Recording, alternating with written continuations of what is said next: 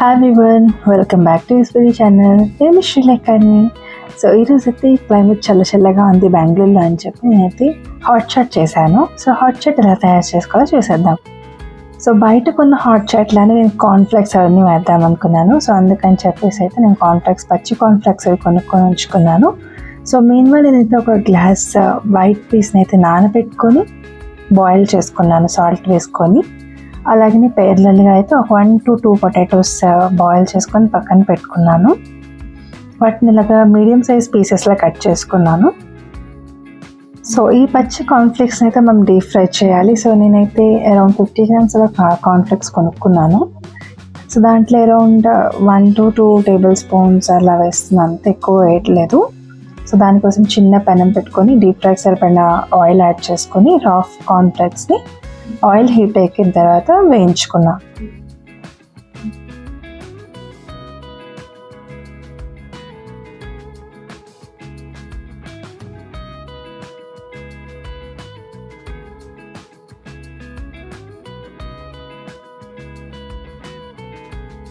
So cornflakes వేగిన తర్వాత మనం టిష్యూలో కానీ లేకపోతే సెపరేట్ ప్లేట్లో కానీ తీసుకొని పక్కన పెట్టుకోండి. ఇప్పుడు ఒక మిక్సర్ జార్ తీసుకొని అందులోనే బాయిల్ చేసుకున్న వైట్ పీస్ కొన్ని యాడ్ చేసుకోవాలి. అలాగే కొన్ని ఆనియన్ పీసెస్, కొన్ని టమాటో పీసెస్ అండ్ చిన్న అల్లం ముక్క యాడ్ చేసుకొని గ్రైండ్ చేసుకోండి. అరౌండ్ 1 to 2 పల్స్ అయితే సరిపోతుంది.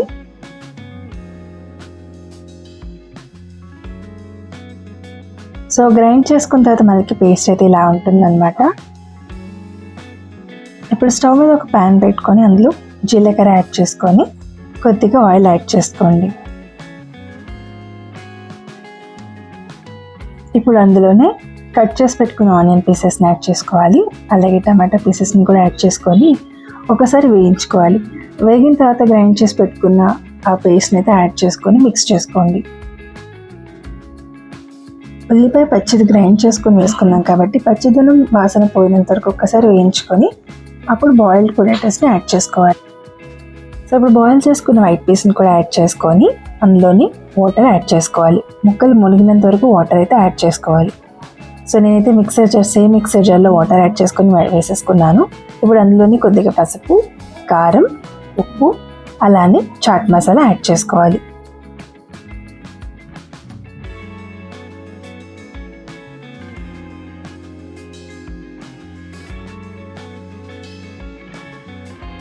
ఇలా దగ్గర పడినంత వరకు సిమ్ ఫ్లేమ్లోనే కుక్ చేసుకోవాలి. కుక్ అయిన తర్వాత దాన్ని మనం స్టవ్ ఆఫ్ చేసుకొని పొటాటోస్ పెద్ద పీసెస్లో ఉంటే వాటిని స్మాష్ చేసుకొని ఉంచుకోండి.